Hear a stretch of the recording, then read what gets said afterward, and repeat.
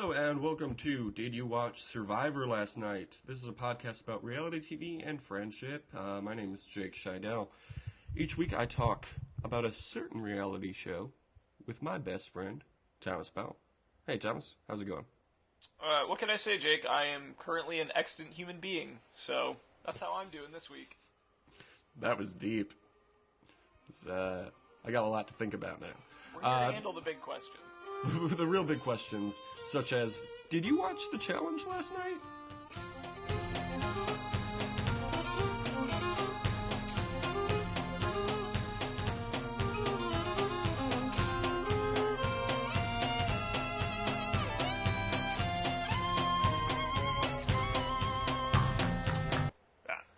That was fast. I'm not used to us really getting down to business. We gotta answer the big questions. And that is the biggest question. Bigger even than, were the doors any good? The answer to that question is no, just in case anyone wanted to know. Yes, I did, in fact, watch the finale of MTV's The Challenge. Or as I like to call it, the finally. And, let me tell you, I think I felt almost as miserable and exhausted as everyone that completed that challenge. Oh my god. Yeah, it was... This season's finally over. A man can only take so much obviously 80-yard puking sounds. So this episode's called Family Matters because... Urkel's on it, that's why. Because Urkel makes a guest appearance. And Reginald Val Johnson. Family Matters, because they're all family, That's the whole concept of this season. Hey, Jake, this is... and I'm sure this is how they came to the decision of that, in whatever writer's room they were brainstorming titles. It's really got it's a dual meaning because it's, this whole season of the challenge has been a family matter for all of these teams. Right. But I think also, by the end of this season, we're shown that family really matters. It really does. It taught me an important lesson. I called my mom after watching this and I said, Mother, I just wanted to tell you, family matters. And she said, you're right, son. I called my parents and put them on speakerphone and cried for 3 hours, uninterrupted. That's important.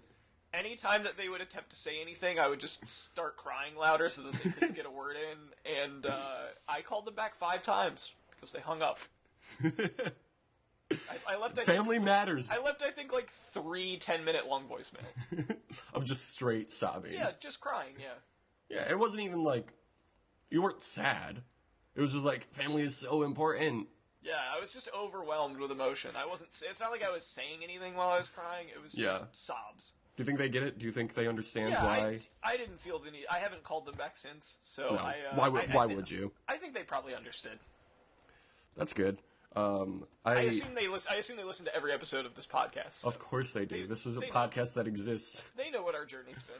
We have 6 listeners, the 2 of us, and each of our 2 parents.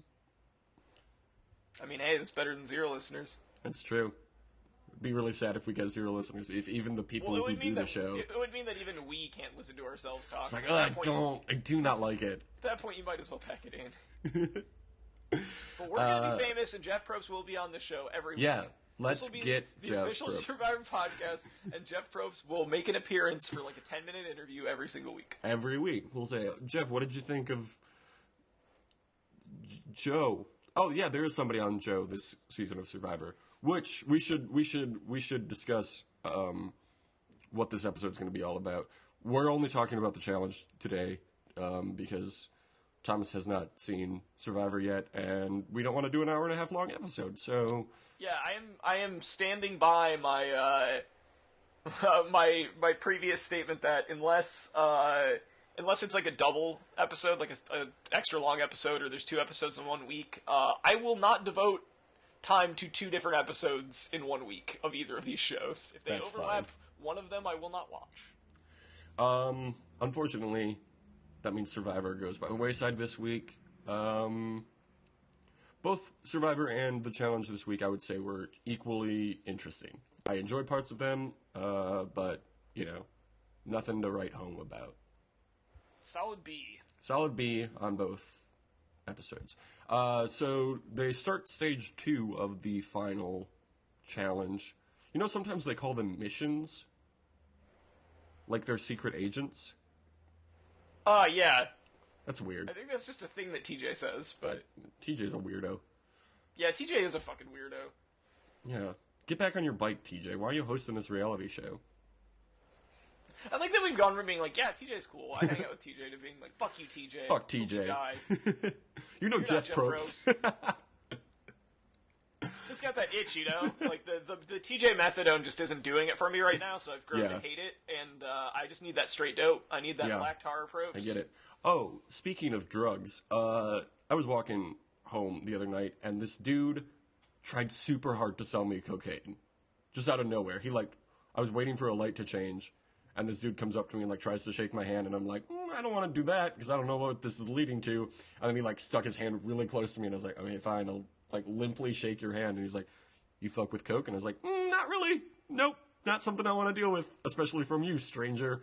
First of all, I want to say, A+ segue on the drugs there. Second of all, when he said, do you fuck with coke, you should have said Coca-Cola. You know what? I was so tempted to, and I was like, it's 11:30 p.m. on a Saturday night in a very crowded place. I don't want to, I want this cocaine dealer to think I'm cool. That's what's important. That dude should have led with, yo, you like The Weeknd? Yeah, his early stuff is really good.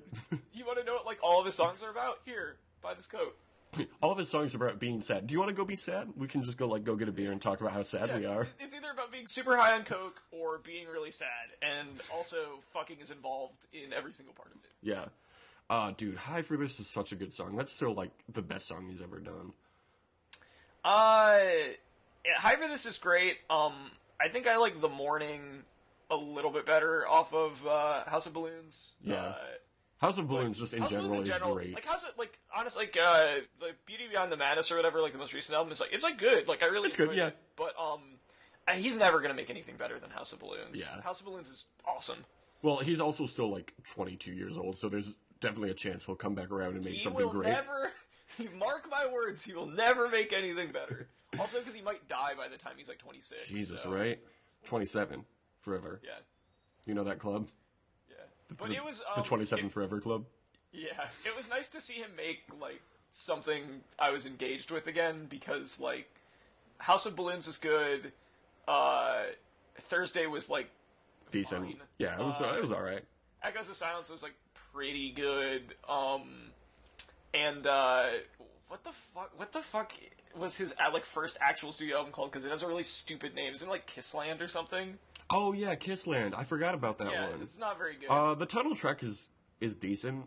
And I mean that's what got him really popular, so that's cool. But yeah, this most recent album is definitely the better of the two, which is odd because it's his second studio album, which is generally a dip in quality for most artists.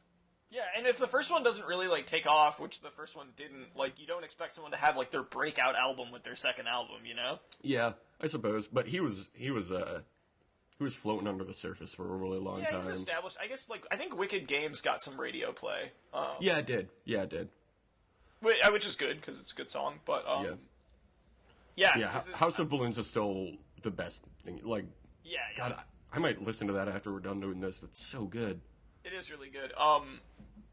I will say the thing that I thought was funny with him being really huge is that I Can't Feel My Face was huge, it was a really huge song, but I felt it should have been even bigger. I honestly did. Yeah. I can't imagine who would not enjoy that song. It's fucking great. Well, that's kind of his thing, is he's not as big as he should be. When House of Balloons and the original trilogy was coming out, everybody who was into him was how is this person not famous? He's making incredible music.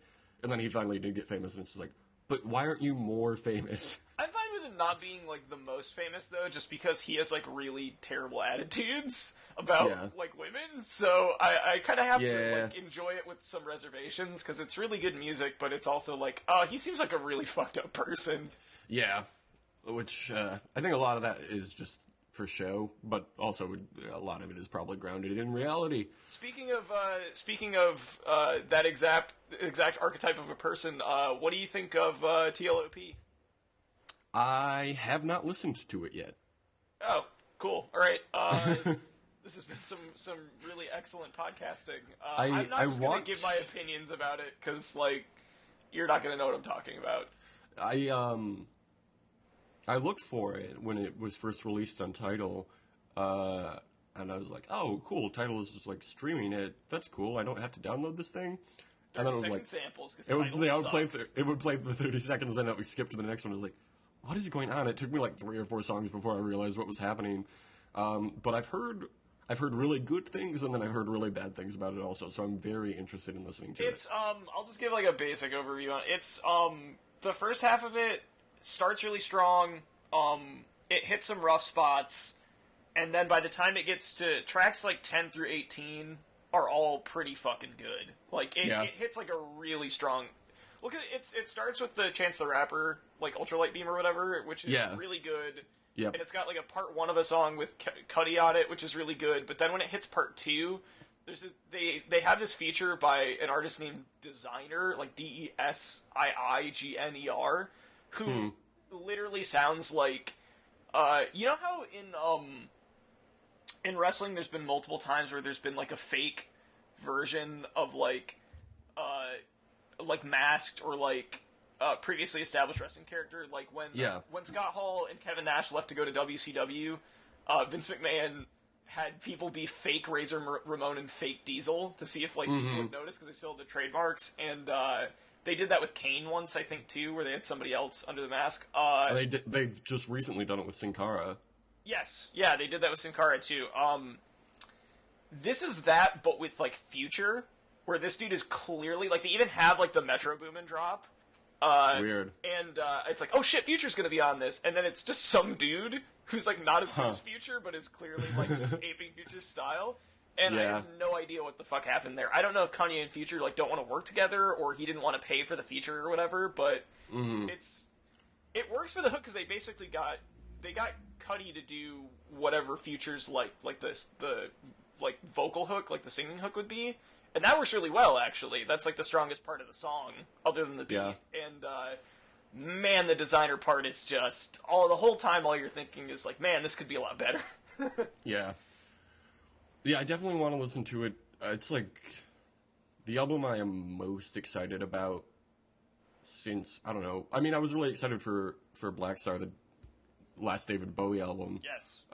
But I don't know if I'm just, like, falling victim to promotion, but like I really want to listen to The Life of Pablo. Like I want to listen to it so bad, but not enough to actually download a free trial of Tidal. No, because then you'll forget about it and you'll pay like $20 a month for the worst streaming service. Like it's the worst product with the least content, but you have to pay more for it because celebrities made it and they hold content hostage from you. It's idiotic. It's a terrible, terrible product. Yeah, it doesn't.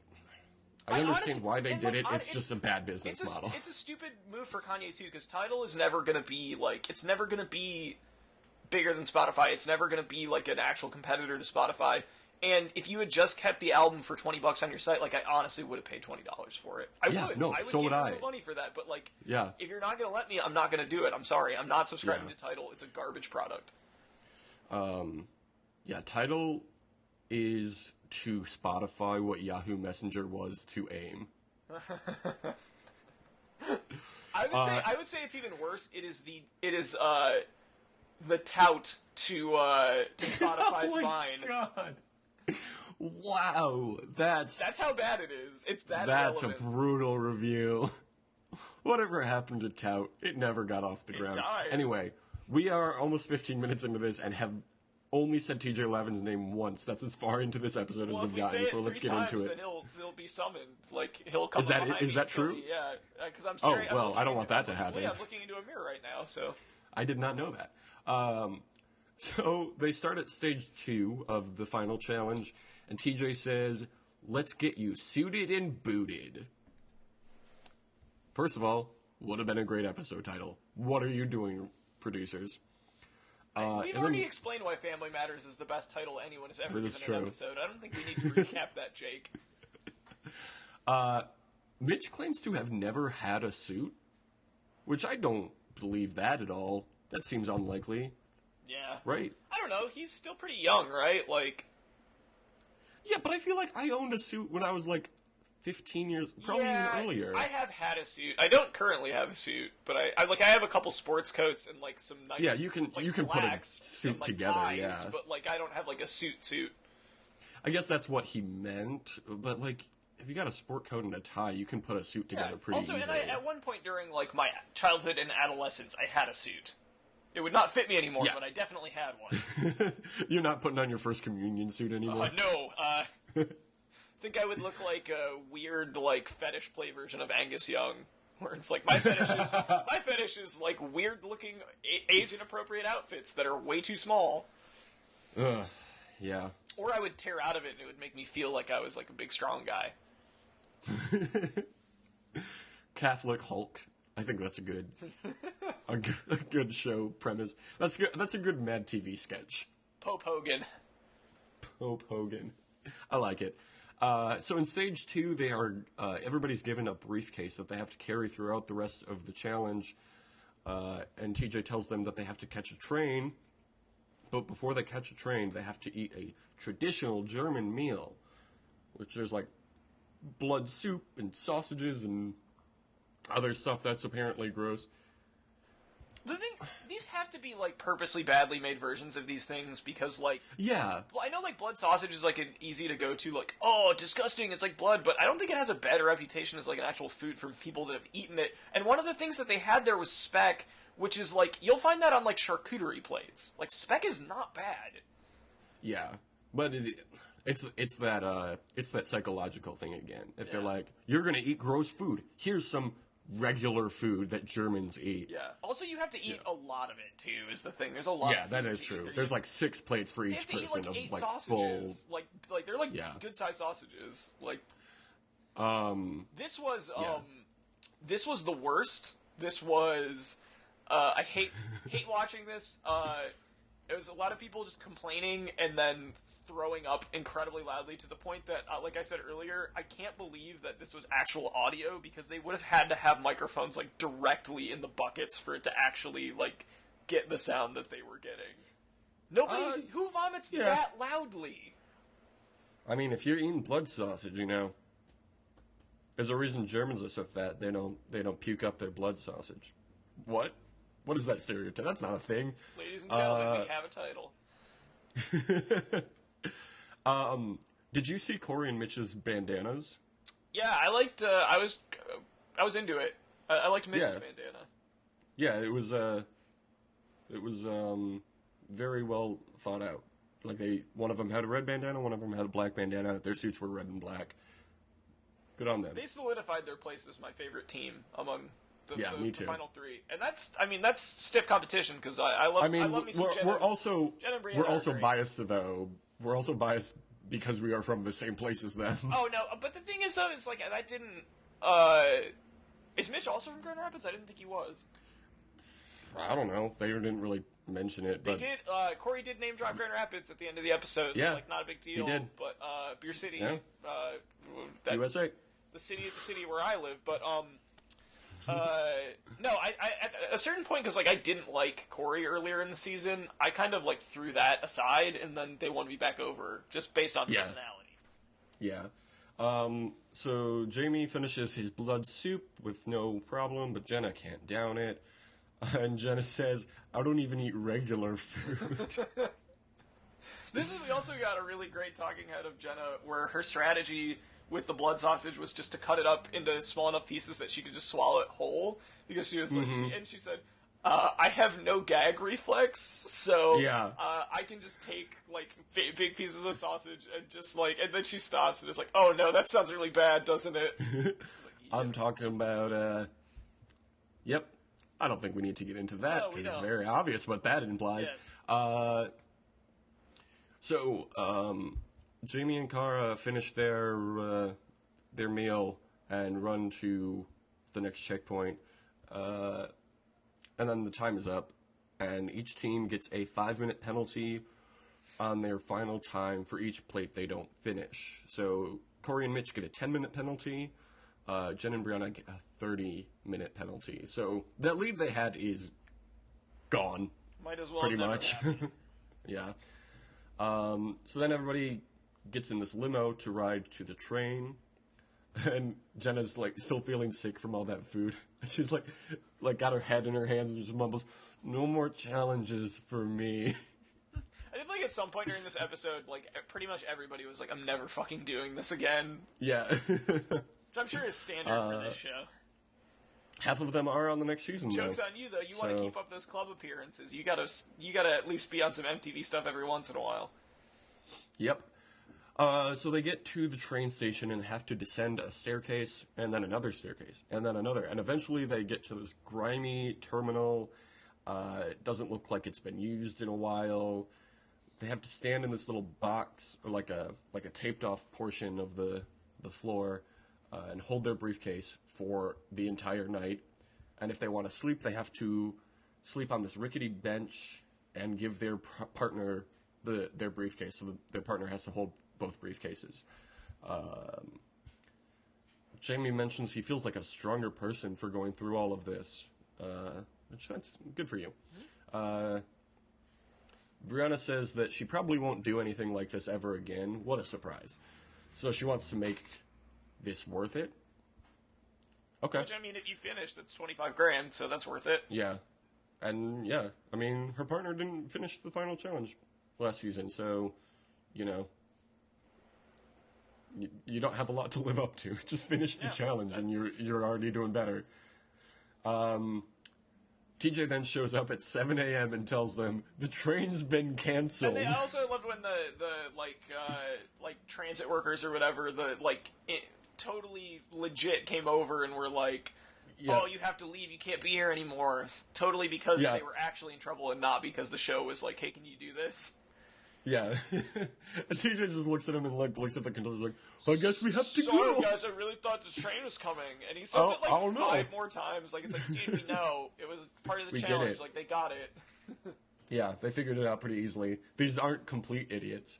He then brings them on to stage 4 of the challenge, where they have to canoe 10 miles up a river in the city.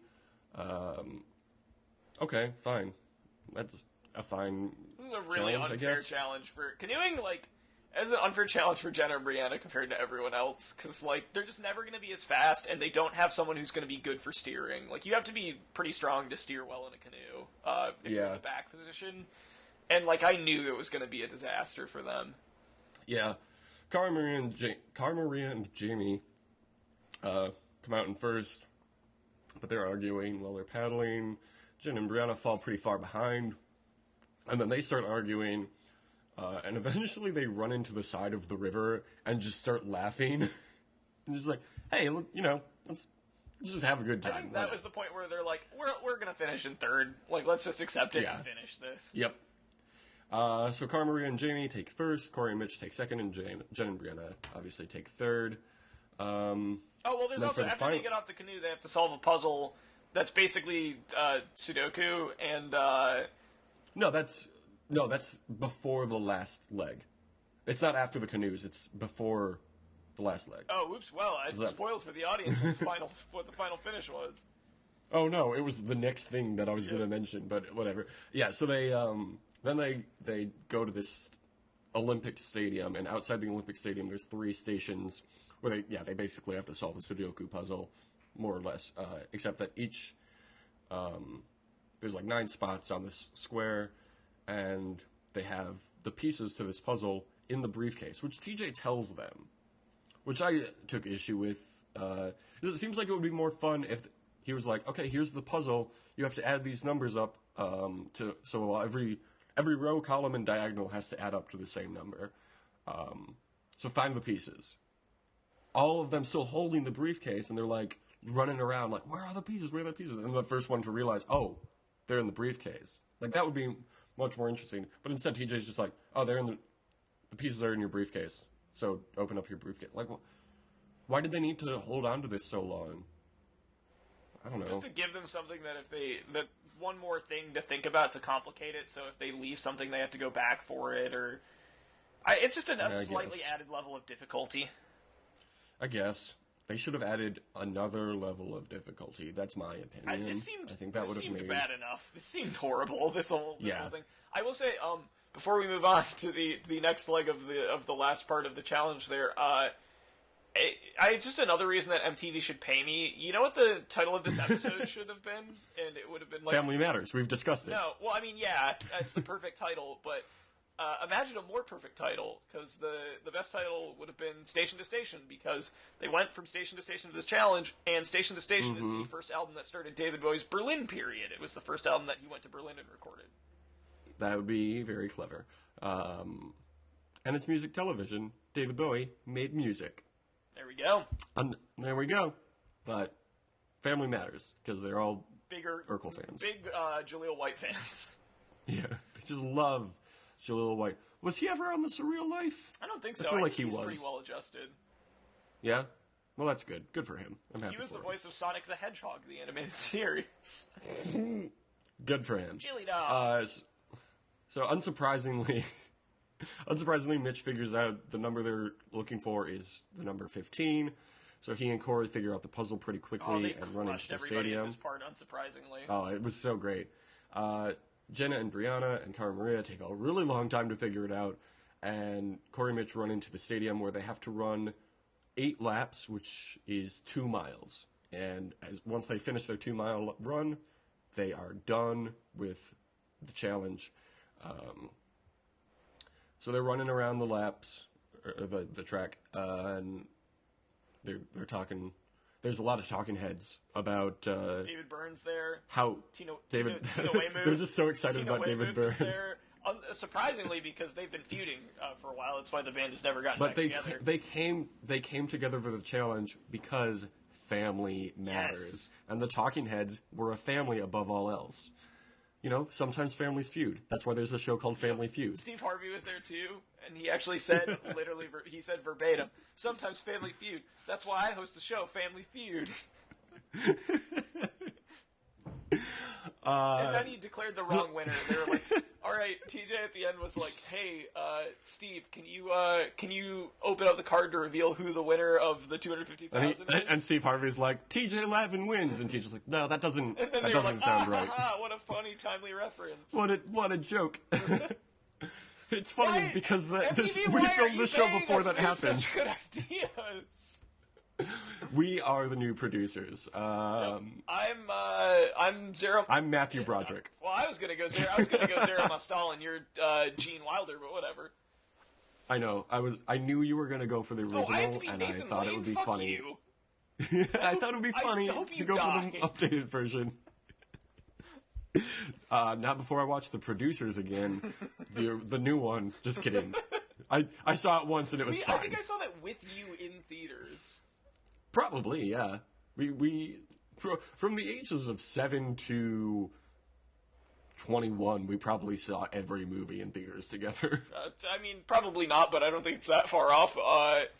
Solid. School of Rock? Did we see School of Rock together? I believe we saw School of Rock together for a mutual friend's 10th birthday party. 10th or 11th. No, 12th. It was 12th birthday party. It's 12, yeah, because it came out in 03. One of the Bourne movies, the only Bourne movie I saw in theaters. Probably Bourne Ultimatum, I would think. I think so. We went with your dad. Yes. We saw... Your friend, your dad. Yes, my close personal friend, my dad. And I remember for my 18th birthday, or not for my 18th, for my 17th birthday, for my first solo R-rated viewing experience, we went and saw Pineapple Express, and it was great. Oh, yeah, we did see that. I remember that. We also saw... Did we go see Across the Universe in theaters with like all our friend group? And we all shit on it the entire time? I refused to go to that, so I fortunately did not you weren't have there to. for I was that. not subjected to that in theaters. I suppose I was wrong then. We haven't seen every movie in theaters We need to end together. it there because we could and have talked about Across the Universe for like 2.5 hours. Oh, yeah. Go find an old podcast we did like 8 years ago. I don't think it's on the internet anymore. I think the internet just took it off. They're like, we can't allow this. I can't imagine it's hosted anymore. Were you there? It was like third grade. Matt Reed's birthday party. We went to see The Tuxedo. Were you there for that? And I did see The Tuxedo. That's a bad movie, but I enjoyed it. That is a bad movie. And you know what? No movie can be that bad if Jackie Chan's in it. That's true. We've discussed how much we love Jackie Chan. I mean, how can you not? He's the world's most wonderful person. So Corey and Mitch have a lot of talking heads about how proud of themselves they are, and it's all very inspirational, and it seems like they might win at this point.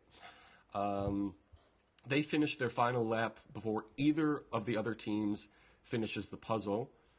Finally, Cara, Maria, and Jamie finish their puzzle, and as they're doing their laps, Jamie, in a talking head, says, "I feel like Cara's my best friend now." Yeah. Really? You guys have been arguing since the beginning. Yeah, he was like, I was wondering if she was my best friend, and she was. And then he... You know what? I think family matters. He was like, this challenge has been really taxing. Sometimes it just makes me want to turn into some sort of psycho killer. But when we got to the stadium and I saw the track, I was like, oh, this must be the place. But sometimes it's been crazy though. Sometimes it's felt like life during wartime, and take me to the river. It's weird. He also made that reference when they were on the canoe part of the challenge. He just went burning down the house, and that was it. That's why they had to leave Turkey, because Jamie literally burned down the house.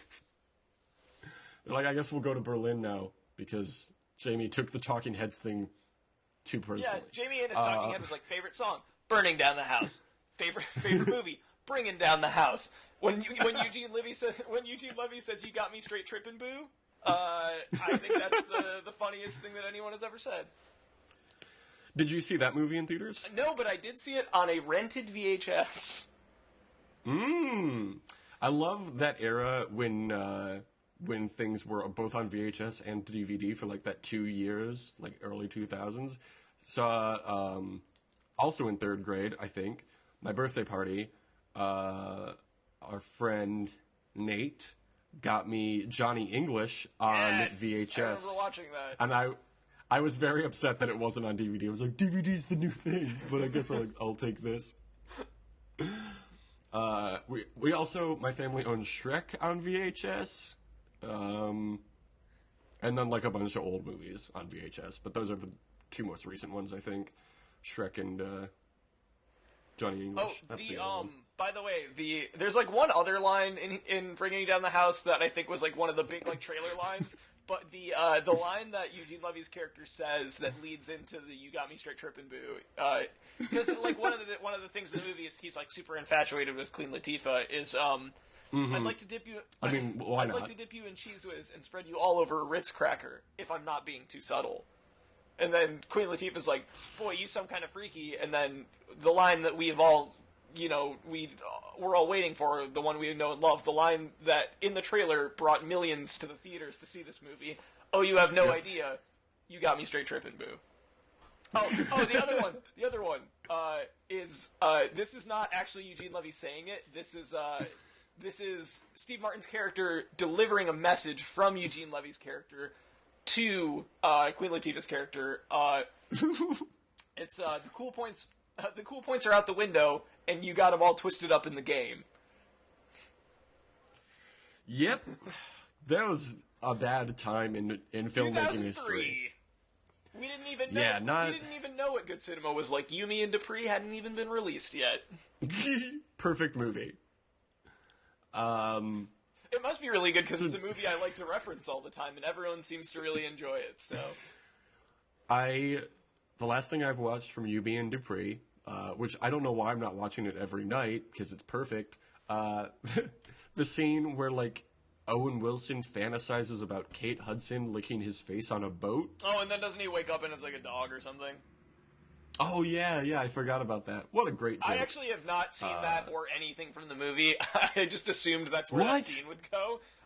You know what? It's just a really fun reference because anytime that you're a third wheel anywhere, you're like, oh, I just don't want this to be a Dupree situation, you know? I don't want to be the Dupree here. I want to be the you here. I want to be the me here. The Dupree to your you and me. I honestly don't know if I've ever seen that movie. I'm trying to remember if I've ever watched Yumi and Dupree. And honestly, like freaking out where it's like, I don't know. Is anything real? Have I ever seen Yumi and Dupree? Like, I want to watch it to see if I've ever seen it before, but I don't want to waste 2 hours watching Yumi and Dupree. Because it's a fucking movie starring Kate Hudson and Matt Dillon. Oh, what happened? Is Matt Dillon still doing things? He was on that show Wayward Pines, which is bad. Oh God, yeah, I forgot about that. That show did look bad. Yeah. Matt Dillon's not in good things. I mean, I will contend that there's something about Mary is good. That's just me. Sure. Crash is not good. Crash is definitely not good. Probably the worst. I don't know. I haven't seen every movie ever nominated for Best Picture, but oh God, it was so bad. We watched it in English class in high school. Why? I don't know. Because it was bad. We went to like a super predominantly white school in the suburbs, and so people there would think that that was like a subtle and like nuanced depiction of race relations, and not like a movie that does more harm than good. Yeah, but we also, and I don't remember what class it was, but we also watched like Mississippi Burning, which obviously is not subtle about the racism, but a much better film. Oh, it's a much better film. It's still like a pretty standard racism is bad film, but it's a much better film. Yeah. So anyway, time expires for Jenna and Brianna doing their puzzle. So they have to go in and do their laps. Everybody finishes their laps. Woohoo! And then TJ gathers them all together and says that he's totaled up their times. I don't think that's true. I think some producer probably totaled up their times. I just like to imagine TJ with an abacus. TJ, there's more convenient ways to do that. We have a stopwatch. We've been timing all of these people. We have calculators. We can, we shot all of this on a camera that has a timer. We could just use that. But no, TJ wants to use his abacus. So Jenny and Brianna, unsurprisingly, take third. Corey and Mitch take second. Cara Maria and Jamie win it finally. Good for you.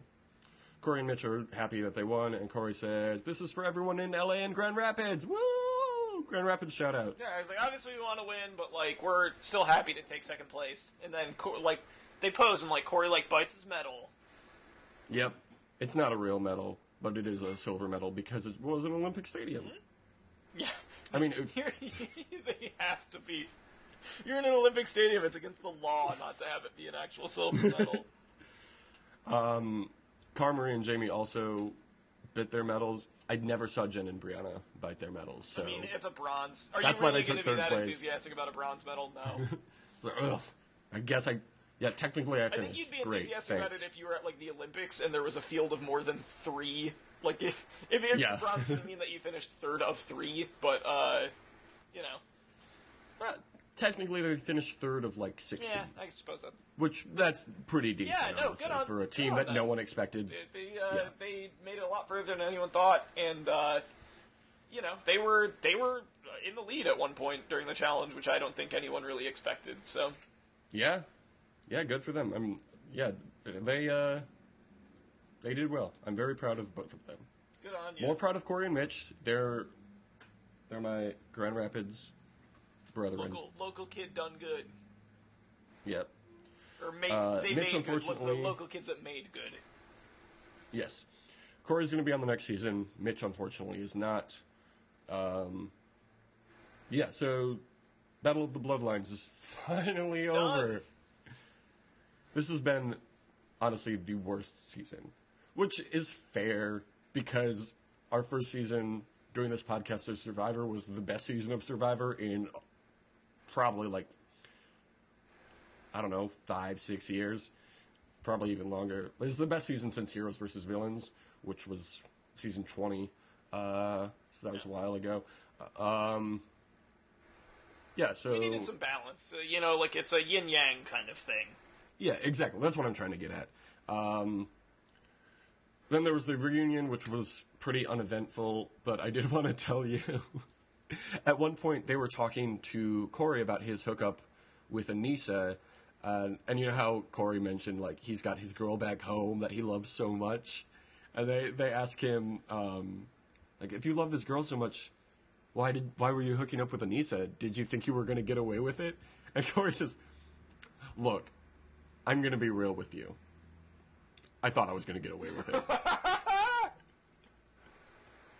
Corey, that's fucking great. I think MTV is super good at casting, like, generally stupid people who are very self-aware, like Corey and Jenna. Yeah. And that's just, like, the perfect type of person to watch in this scenario. That is what I want. Was there any Cara Maria Abrams stuff on the reunion? Yeah, they discussed it. No, I guess they're still together. Come on. I know, it's stupid. I mean, whatever works for you guys, but yeah, they were sitting on, like, opposite sides of the stage. Thomas wasn't there, by the way. He wasn't at the reunion. Was Steven there? Which is fine. Nope. Only, like, the major players were there, and, like, Nicole, who... What if they didn't let Vince... What like, if they didn't let Vince let go? It's like, oh, no. Vince was... Of course Vince was there. Bananas can come, but Vince is not allowed to come. So Cara, at one point, like, gets up from her seat and, like, goes to the other side of the stage and, like, kneels down next to Abram and is like, I'm so sorry. I want to publicly apologize to you. I'm so sorry. That never should have happened. I'm so sorry. And he's like, yeah, it's fine, whatever. I mean, it's not a big deal. I mean, it's a big deal, but it's not a big deal. And wow, that doesn't sound like some Abram. more, and and they talk about it, and Cara is, like, very distant for the rest of the reunion. And at one point, Abram is like, you know what? I can't really deal with this right now. And so he gets up and leaves, and then comes back, like, 15 minutes later. It was boring. It was what you would expect. There was a point when they were doing, like, in, like, the end montage where they're like, oh man, all this crazy stuff happened, like the reflecting back on camp, like, montage, basically. Yeah. Did Mitch hook up with Rihanna? Is that who it was that he was? Mitch and Rihanna hooked up, yeah. Mitch and Rihanna hooked up, and Corey and Anissa hooked up, which is just, like, so perfect. They're right. Yeah, it makes sense. They're coming together. It's, especially with Corey, especially with Anissa hooking up with Corey, it's very obvious that they're just, like, casting themselves for the next season of Battle of the Exes, which, like, I mean, they're you know, torrid, like, they know what they're doing. Romance. Yeah. I mean, they hooked up a few times. They, and also in the reunion, they revealed that they finally did make up later in the season. They just didn't put it on the show, and they fucked again. Cool. Good for you guys. You seem like a terrible couple. So next season, they revealed next season is going to be Rivals 3. But this time, unlike the first two Rivals... It's personal. They're all going to be co-ed teams. Usually, it's, like, same gender teams. That's good. But they should always be co-ed teams. They really should, yeah. Do you want me to run through the cast list? There's a lot of people. And you haven't heard of most of them. No. We can save that for when we actually cover it. Sounds good. I'll just go to the main ones. Jenna's going to be there. Banana's going to be there. Leroy's going to be there. Nani's going to be there. Thomas will be there again. Tony. Oh, good. Vince. Yeah, I know. And Wes is coming back also. Also people good. Who aren't. Fucking come on. Yeah. Anissa, Cara Maria, and CT all are not going to be in it. And they're all in every season. So that should be interesting. They're transitioning to the next generation. Passing the torch. So that's good, I guess. It's a long time coming. Okay, so this is the last thing I have to say about the challenge Battle of the Bloodlines. Do you remember that shot when Tony was, like, in the hospital and they had to, like, come get Shane and he was sleeping? and he was like sleeping next to a body pillow that was like fully clothed. They do a clip show every year of like things that didn't really make it into any episode. They revealed that body pillow, the house created, like they made it because Leroy had to leave, and they really missed Leroy. Why did this not make the show? I don't know. Oh man, I miss them. That's great. That's actually really I'm so funny. glad Leroy's coming back. Yeah, it's really great. That's too genuinely entertaining for the show to put it on, because they're like, it's not people fucking or making stupid drama. Yeah, usually the clip shows are just like, we pulled a bunch of pranks on each other, which are always fun. Didn't Shane get in a fight with someone? That was another thing they were saying with... Yeah, he got in a fight with his brother. Oh, that's what that was. In, like, the first episode, yeah. Yeah. These are the episodes I did not watch. And had a glazed over look on my face while you recapped them to me. I was like, I cannot possibly care about this. Yeah, so that's it for the challenge. We're done. Wash our hands of it. Finally. Rivals 3 starts in May, so Survivor Ko-Rong should be over by then. We'll see if there's any overlap or time between. 3 whole months to recover from the challenge before it's back. Oh, God, that's right. May is only in 3 months. I thought it was like 6 months away at this point. Oops. All right, cool. So it'll probably be the same thing. Before we go, I want to say, remember to use the hashtag #BananasOnSurvivor. We can make this happen. Every hashtag we can make it happen. And I think we will eventually accomplish our goal. Yeah. Let's get a change.org petition going. I will say... I couldn't remember that website. This is a promise to our listeners, but we are going to need your help on this. If we will not stop making this show until Bananas gets on Survivor. I will not rest. I will tell you, if Bananas gets on Survivor, I'm definitely not stopping the show. I'm not stopping once Bananas gets on Survivor. I'm just saying that we will continue forever until that happens. Yeah. Oh, absolutely. And we will cover that season, but then maybe we'll end it if it's been too long. Also, maybe we'll just end it because we want to, way before that. But yeah. My promise to you stands, except that it doesn't. Yeah. I want Johnny Bananas on Survivor. We get it. You're good at the challenge. Do a harder Let's see game. You in the big leagues, all right? You've been a big fish in a small pond for a long time. Let's see you out in the ocean. He's like, he's like a high schooler playing against like a K through 6 basketball team. You've had your 10-year rehab stint in the D League. Let's see you at the NBA level. Mm-hmm. Yeah, exactly. Other sports metaphors. Fucking Johnny Bananas Diva Zeno or whatever your last name is, get the fuck on Survivor. They're casting the next season right now, probably. $1 million you could win. $1 million. You could win $1 million.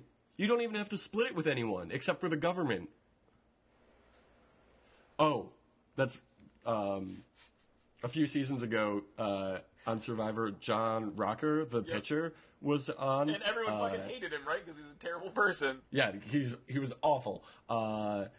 And he when he got voted out, he was like, "You don't even win $1 million. Thanks, Obama." John Rocker was a comically terrible person who said a bunch of racist shit and was awful. Mm-hmm. And really homophobic shit and was just mean and awful, and I don't like him. We don't need to talk about him anymore.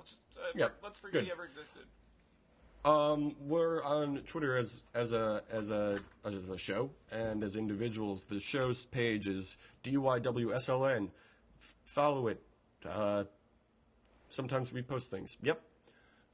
My Twitter is @JakeShido.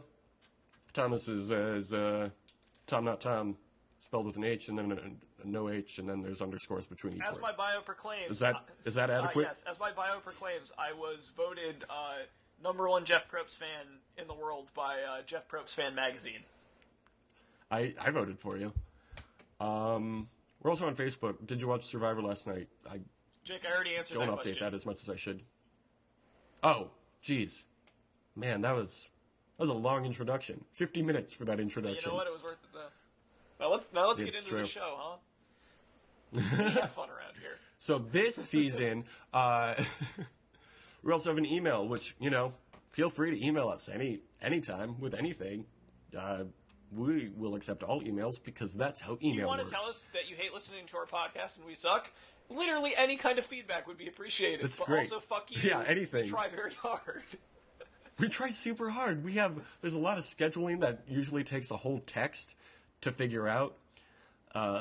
Today we had to record on Monday instead of Sunday because of scheduling conflicts. That's what you have to email us about. Do you like episodes on Sundays? You don't choose this life. This life chooses you. That's all I'm saying. Exactly. It's hard, exactly. But it's somebody's got to do it.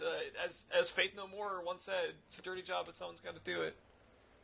We're the Mike Rowe of podcastings. But we don't dress like a stupid farmer all the time. Hey, some farmers dress well. What? I'm just imagining a farmer in anything but bootcut jeans, and there's no mental image for me. Mike Rowe's all right. He seems like a fine person. Yeah.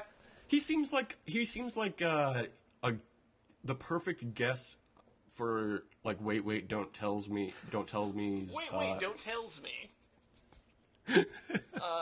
Wait, don't tells me the name of that show. That Not My Job segment they do where they interview someone. He seems like the perfect guest for that. Honestly, he's probably Mike better Rowe, on, honestly. If you're a fan of Survivor The Challenge and you want to come on this podcast, doors open. Look, we have an open door policy.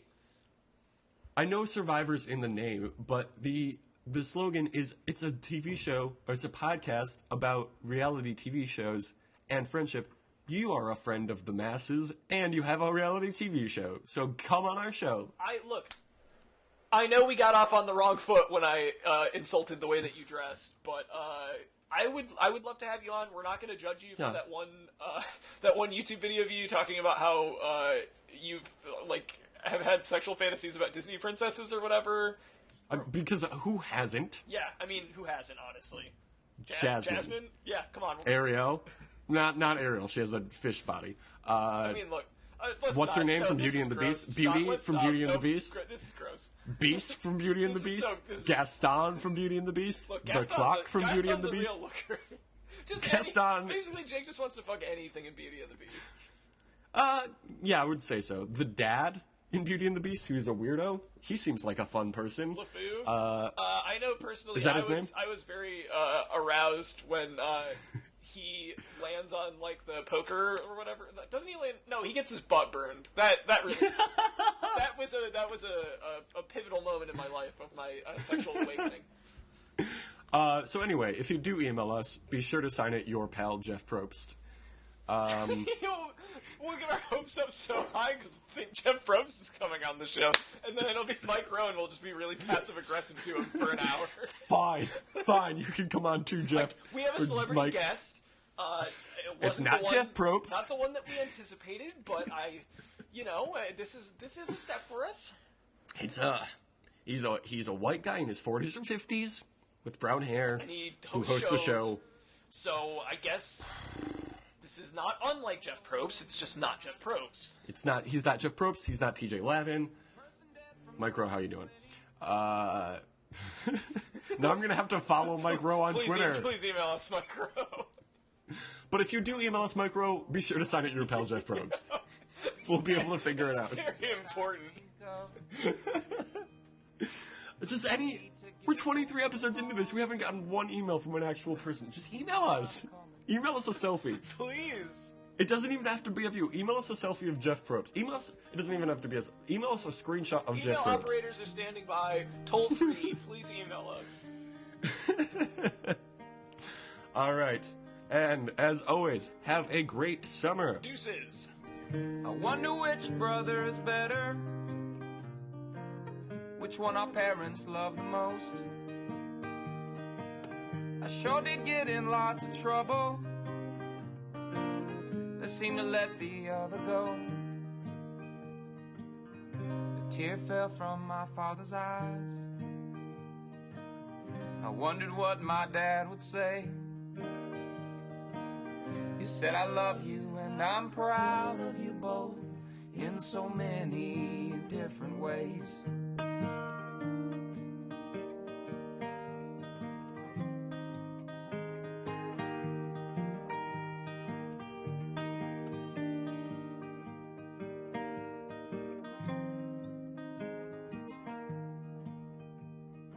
If I get murdered in the city, go read the letter in my desk. Don't bother with all my belongings, but pay attention to the list. Make sure my sister knows I loved her. Make sure my mother knows the same.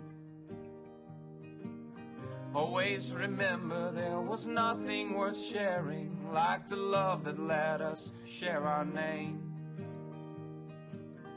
Always remember there was nothing worth sharing like the love that let us share our name.